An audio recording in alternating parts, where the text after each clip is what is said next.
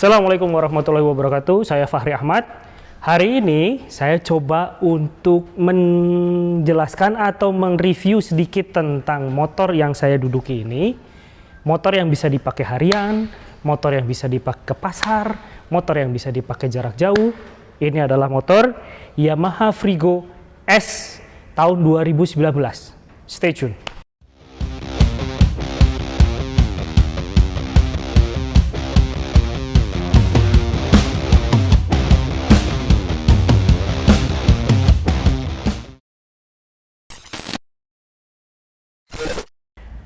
Oke, Yamaha Frigo S ini mesinnya menggunakan mesin 125 cc. Persis sama kayak mesin Mio 125, kemudian Vino yang mesinnya juga 125. Hanya saja motor Frigo S ini atau Frigo ini bodinya lebih besar daripada kedua motor yang saya sebutkan tadi. Otomatis motor ini lebih besar dari teman-teman sekelasnya.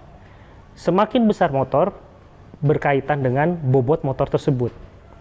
Nah, kenapa Yamaha ini membuat motor sejenis Frigo ini? Kalau saya simpulkan sendiri, bisa saja si Frigo ini sebenarnya disaingkan dengan atau head to head dengan bersaing secara head to head dengan Vario 125. Nah, untuk motor ini apa saja sebenarnya kelengkapan yang dia miliki? Fasilitas apa? Dan kelebihannya apa aja, bahkan kekurangannya apa aja. Kita mulai dari satu persatu dulu kita bahas.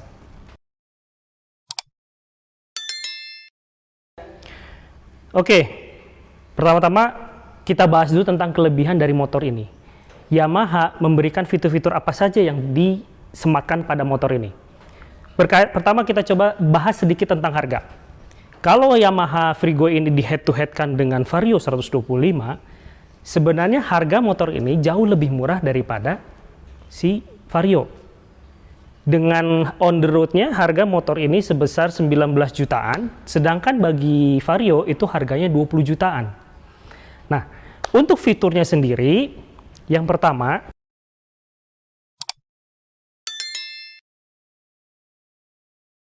kunci motor ini keyless kategorinya.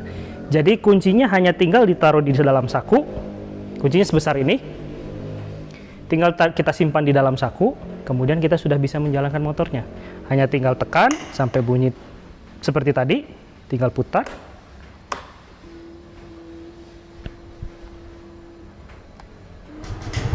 Selesai. Matikannya tinggal putar lagi, sudah mati.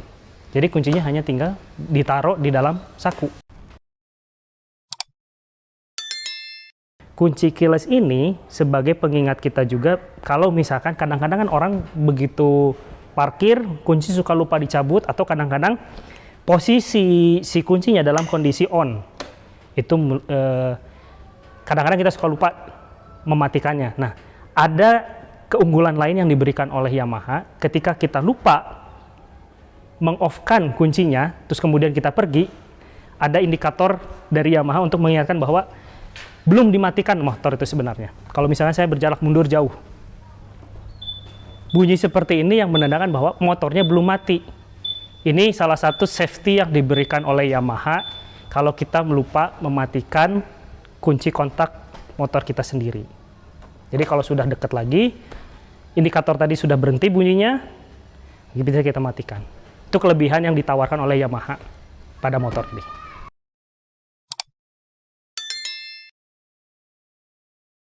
Selain itu juga di atas tempat kunci ini ada power outlet yang bisa kita gunakan untuk sambil mengecas HP kalau kita sambil berkendara.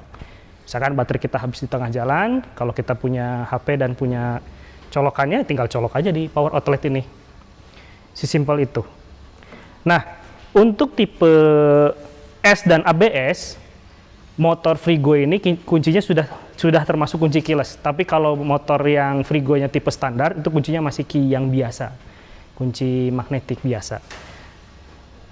Itu untuk dari sisi kunci. Oke, berikutnya adalah bagasi. Bagasi ini bagi para pemotor seperti kita ini merupakan hal yang paling penting. Kalau kita lagi berkendara, bawa banyak barang, kapasitas bagasi adalah hal yang utama buat kita. Nah, Yamaha sendiri memberikan Yamaha Frigo ini bagasi yang cukup luas. Total kapasitas bagasi ini 25 liter. Cara membukanya itu mudah saja, asalkan kita masih mengantongkan kunci yang seperti tadi, tinggal putar sampai bunyi, kemudian putar ke arah tulisan open. Nah, di sebelah ini ada tulisan seat, tinggal pencet, buka.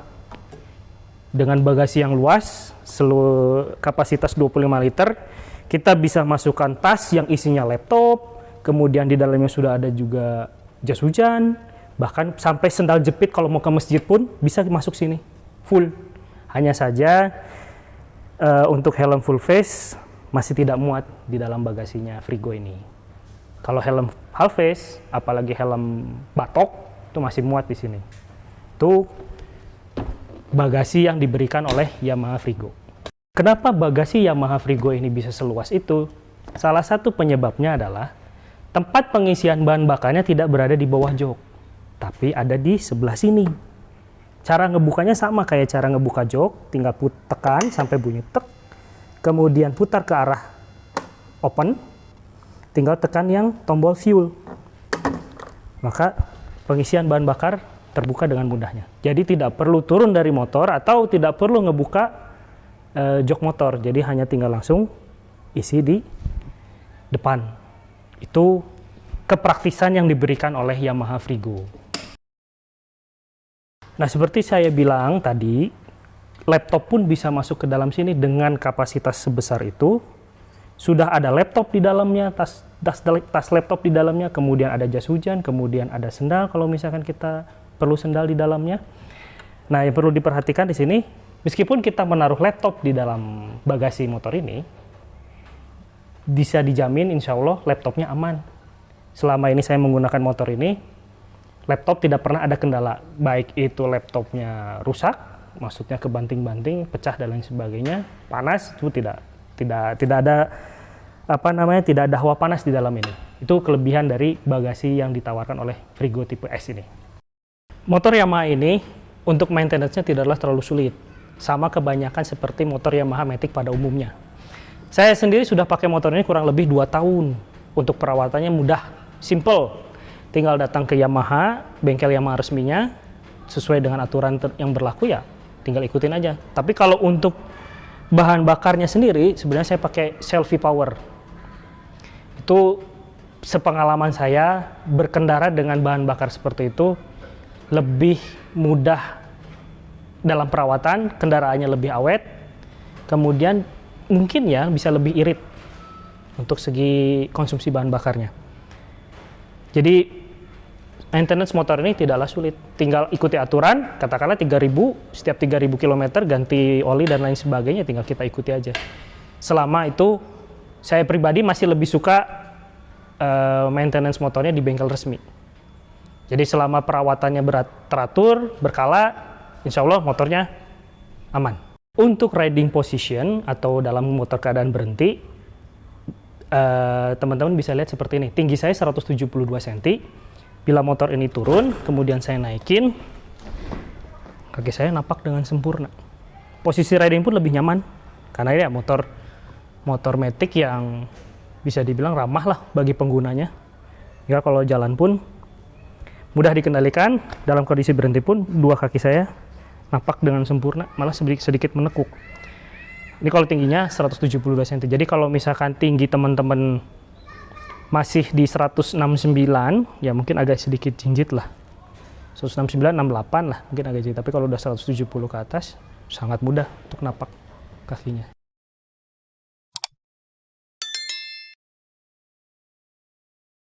Oke, tadi kita sudah tahu kelebihan dari motor ini. Nah sekarang, sebenarnya motor ini ada kekurangannya. Apa aja kekurangannya?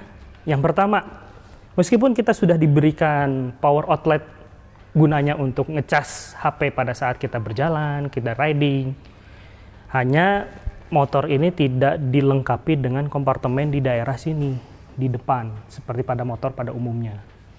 Padahal sebenarnya kompartemen itu sangat berguna kalau misalkan kita sambil ngecas, simpan HP di dalam kompartemen, atau kita nyimpen kartu, akses, gerbang, atau kita nyimpen uang receh dan lain sebagainya. Nah, karena kompartemen itu tidak ada, paling enggak minimal kalau misalkan kita sambil ngecas pada saat riding, HP-nya disimpan di dalam saku, atau ya mau nggak mau kita beli lagi HP holdernya, sehingga HP-nya bisa disimpan di sini. Padahal kalau misalkan HP-nya ada di sini sambil ngecas, ya kabel chargernya bergelantungan dengan indah di sini, yang bisa saja itu membuat rider jadi lebih berbahaya pada saat mengendari motor ini. Itu kekurangannya, salah satu kekurangannya.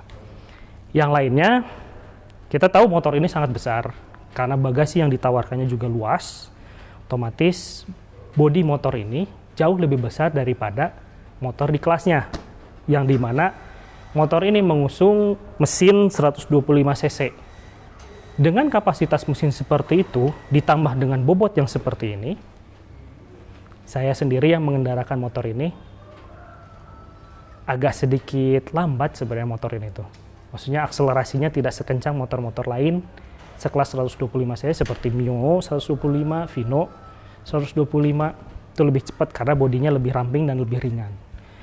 Itu kelemahan dari motor ini. Meskipun sebenarnya motor ini sudah mengadopsi pengereman sistem ABS.